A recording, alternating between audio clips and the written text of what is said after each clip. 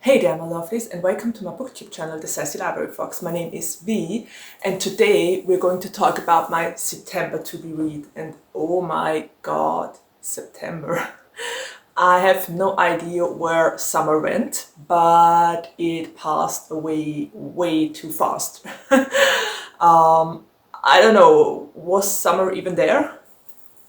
Anyway, before I speak about my actual September to be read, I just want to say that it are two books from the library again, and a lot of you guys told me that you think it's great that I borrow my books from the library, and apparently not a lot of booktubers do this, which I'm pretty surprised about, because for me personally the library is the only way to actually read a lot of different books, and I just love to go to the library and to skim through the bookshelves and to take books with me.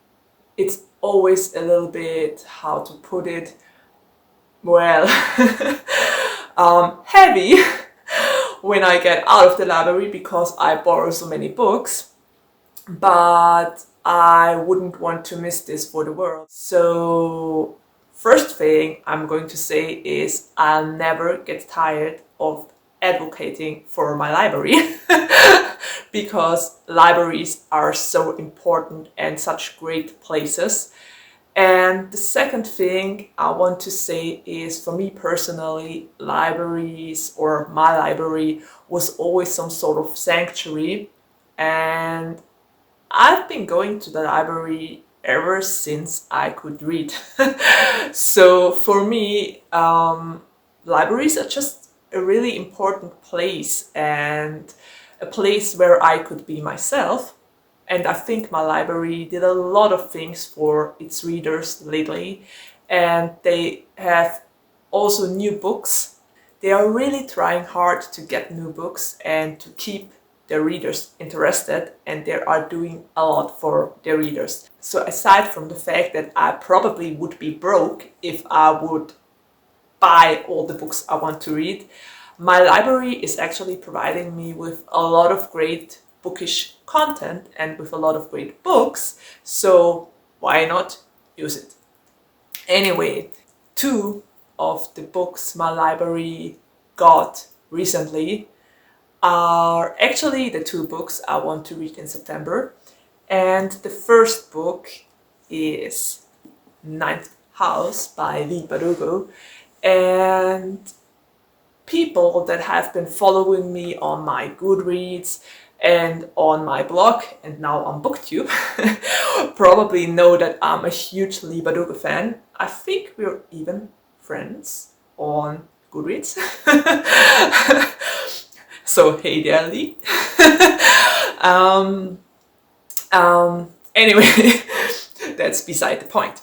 What I really want to say is I'm a huge fan of Lee's books, and I think I must have read almost all of them. I read the entire Grisha trilogy. I read the two books of the Six of Crows duology, which is supposed to be a trilogy at some point. Lee, when are you finally going to write this third book, and when is it finally hitting the stores? Just asking. And I've read King of Scars, which is a duology, and I'm actually currently reading Rule of Wolves, the second book of this duology. So I think I must have read almost all of Lee Barugo's books. What makes this one interesting is the fact that Ninth House has nothing to do with the Grisha trilogy or with the Grisha universe. It's a totally different book, and it has an entirely different topic. I think it might go into dark academia, or in the genre of dark academia. And it's basically about a girl named Alex Stern. And as far as I could read from the blurb, she dropped out of school and is given the chance to study at Yale. and the only thing she's tasked with is to monitor a secret society in Yale. And as much as I heard from other bloggers and reviewers, this is pretty dark, and the character Alex Stern has a really tough and rough past.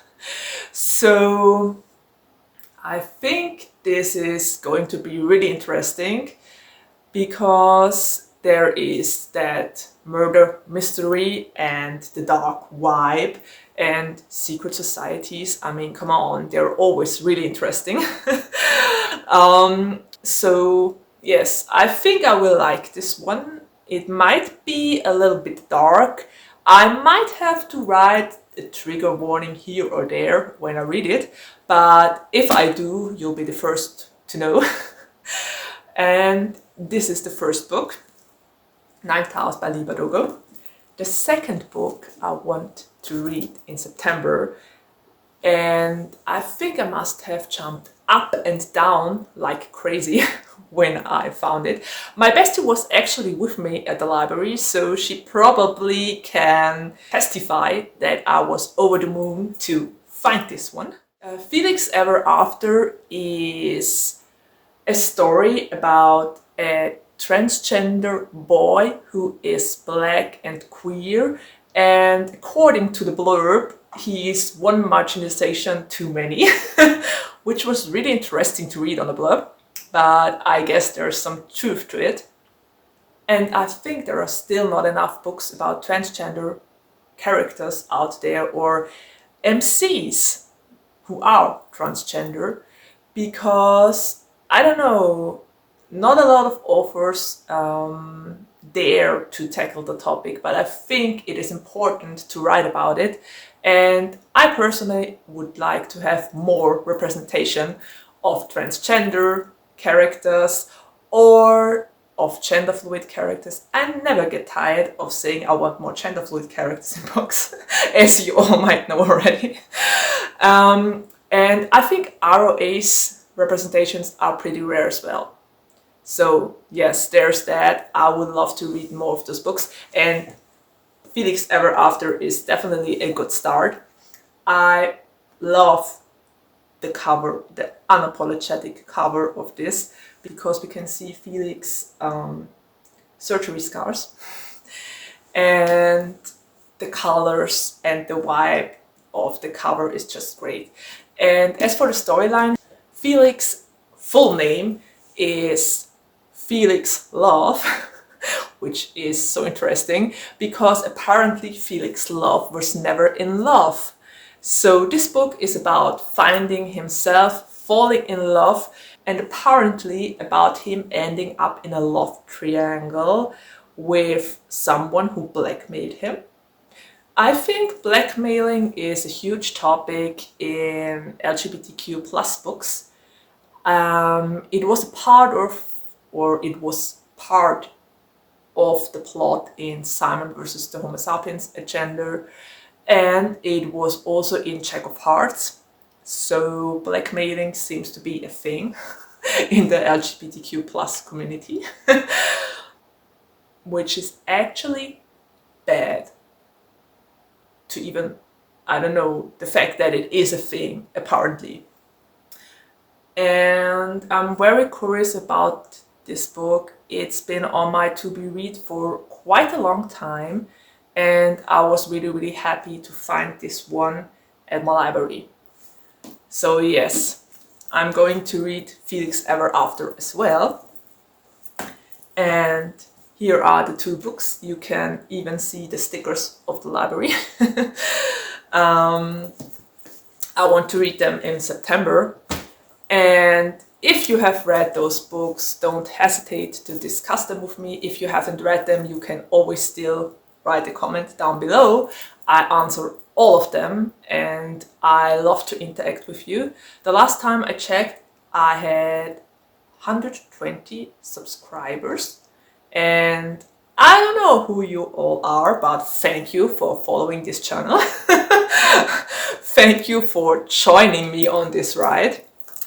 So I hope you enjoyed this video, and I'm already at the ending of it. There's nothing left to say except of take care, stay healthy and safe, and see you around the next time. You get one last finger heart from me, and bye!